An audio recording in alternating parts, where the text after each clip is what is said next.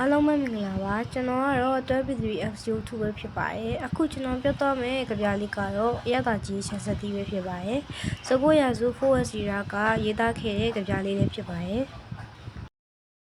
4S ရာကိုမြန်မာတက္ကသိုလ်1230ပြည့်နှစ်တောင်တကူလိုက်ပြကျော်4ရက်ဗုဒ္ဓဦးနေ့တွင်အမရပူရမြို့တော်ပထိုးတော်ကြီးအရှိတောင်ဘက်တရက်3ဘက်အရက်တွင်အဖတနတ်ဆရေးကြီးမင်းလှရစာပွဲခံဦးထွန်းအမိတော်ခိုတို့မှဖွားမြင်ခဲ့ပါတယ်။ငယ်အမိမှာတော့မောင်လေးဖြစ်ပါတယ်။အခုကျွန်တော်ဆက်ပြောရမယ့်အကြောင်းအရာလေးကတော့ခက်စစ်ပဲဖြစ်ပါတယ်။ကြပြအလျင်အမြန်ကန်စီတာတီတိတက်ခွဲခြားထားသည်ကိုမင်းတို့ယာယီဆံရတဲ့တော့ခုံလောက်အခြေသုံးခုဆိုင်လှုပ်ထားသောအောက်ခံပစ္စည်းချန်ဆက်သည်ချန်နှက်ငရုတ်သည်ခွင်တမတ်ထားသောနေရာပိုင်းအချာဆဲစီးလာသောရေကိုကံမောင်ရိုးဖြင့်တားဆီးတူလောင်ထားသည့်နေရာဆန်နီမှာနှီးရဲနေသောဆန်စုံရုပ်တိစသည့်ထဲ၍ထောင်းရန်ကျဲ့ရန်လှုပ်ထားသောခွက်တလင်းစပားနေရာမြင့်ကြီးကွက်ဒေါ်လီချိုတိုလီမိုလီစားတောက်ဖွယ်တို့ကိုရောနှောကြိုချက်သည်ပတ်ရေကိုခတ်ထုတ်ပစ်သည်ပြန့်ပြက်ပြဝန်းသောရေပြင်မျိုးကရွေးမမျိုးချသည်လက်ပင်ဆလောင်ရှိုးတောင်ကြားကြီး6မြောင်တုပ်ပေါင်းကတုတ်ကရဲရောပေါင်းသည်မြိုင်တပိကြီးများတူတက်စွာပေါက်လျက်စိတ်ဆိုအုံမနေသောတော်မုံအမြင်အာယုံကျော်နေတဲ့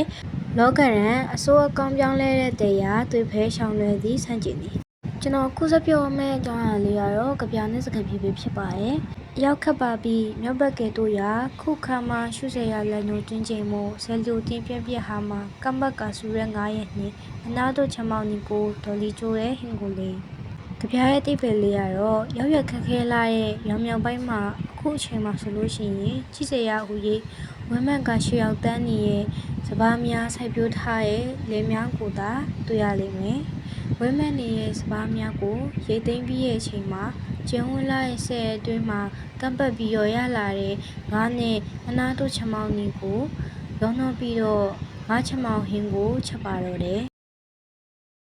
တလင်းကျဲမှာမင်းပွဲစုံလောက်နွားရည်မခင်မိတလင်းမှာခွေချင်းချောင်းနဲ့ခုံလောက်ကဲချာဆန်နီမကိုတောင်းလာအောင်ချက်ကျွတ်ဖတ်ထက်မှာခိုးလက်ကဲလင်းစွာပြပြခါမှာညီညောင်နှိထားတဲ့မင်းတလင်းကျဲမှာအဲ့လိုမင်းစိုးရစားရလိုမျိုးနန်းတဲ့မခင်ပဲနဲ့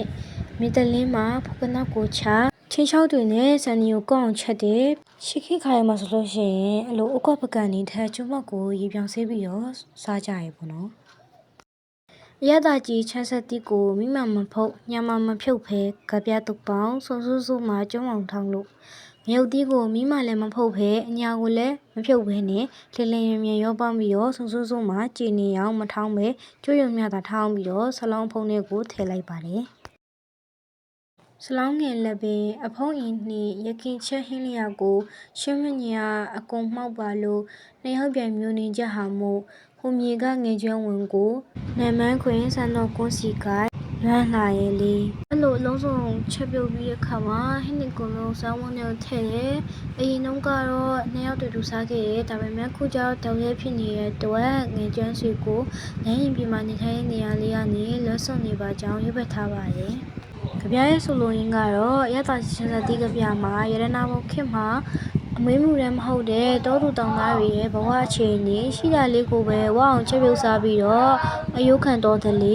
အညာသူညာသားတို့ရဲ့အစာကောင်းလေးတွေကိုဟိုဘွယ်ရစားရရင်ချစ်ရသူတွေကိုတတိယလွမ်းစိန်များဖြစ်ပေါ်ပုံရှစ်ခေမြန်မာပြည်ရဲ့ပတ်ဝန်းကျင်အနေအထားခြေအနေကိုစာဖတ်သူကိုသိရှိစေလိုရင်းပဲဖြစ်ပါတယ်